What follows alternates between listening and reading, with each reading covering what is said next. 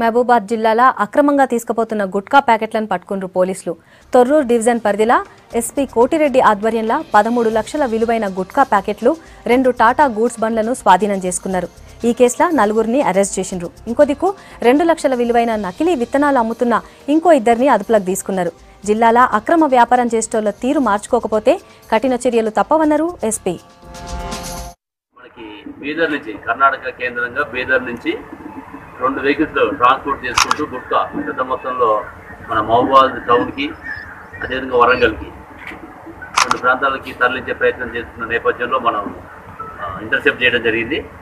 100 bags seize చేయడం జరిగింది. బీదర్లో సీనుబాయ్ అని చెప్పేసి అతను మెయిన్గా ఇది మ్యానుఫ్యాక్చర్ చేయడం అక్కడి నుంచి పంపడం జరుగుతుంది. ఇందులో మెయిన్ ప్రధాన ముద్దాయి అతను.